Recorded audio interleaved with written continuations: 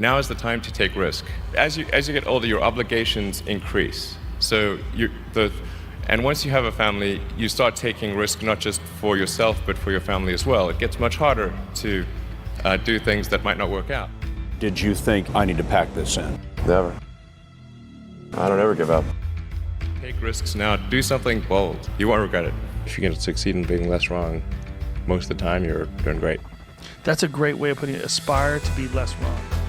When you had that third failure in a row, did you think, I need to pack this in? Never. Why not? I don't ever give up. I'd have to be dead or completely incapacitated. I think the first is you need to work super hard. So what does super hard mean? Well, when my brother and I were starting our first company, instead of getting an apartment, we just rented a small office and we slept on the couch.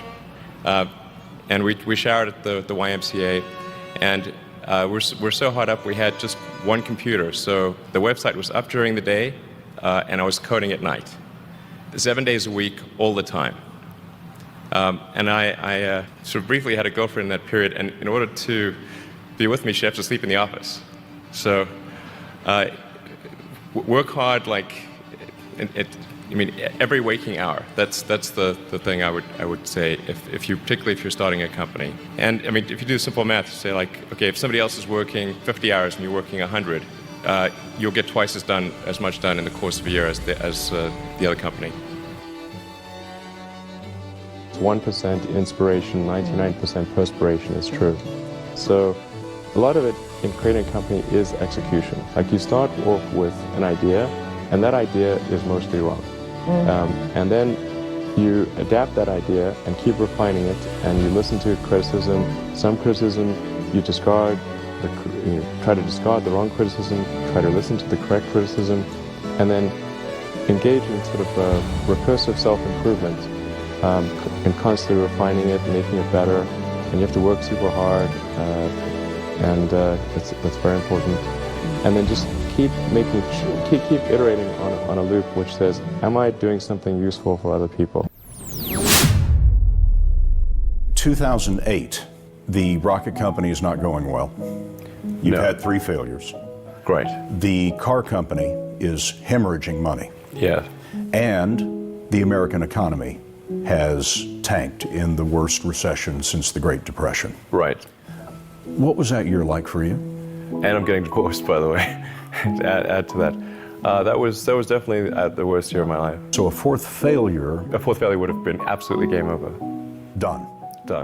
SpaceX bankrupt. Then I'd say focus on signal over noise. A lot of companies get confused. They spend money on things that don't actually make the product better. So, for example, at Tesla, we've never spent any money on advertising. We put all of the money into R&D and manufacturing and design to try to make the car as good as possible. And I think that's the way to go. So for any given company, just can keep thinking about, are these efforts that people are expending, are they resulting in a better product or service? And if they're not, stop those efforts. Don't just follow the trend.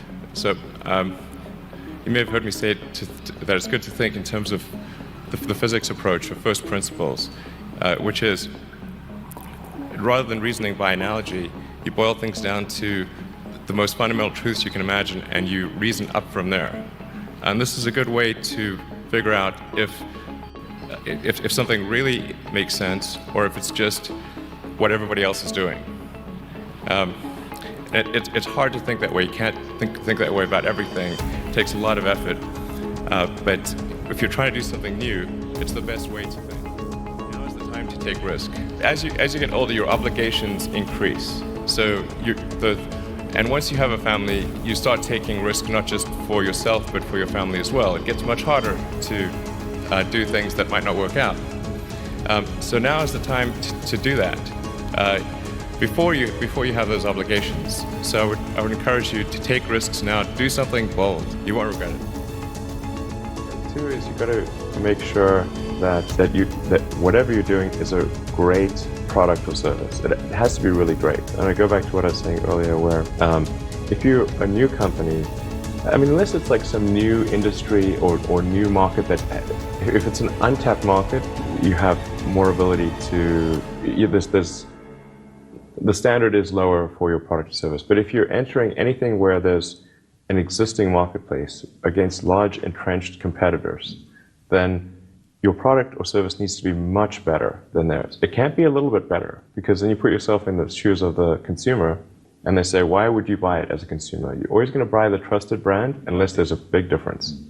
So a lot of times entrepreneur will come up with something which is only slightly better.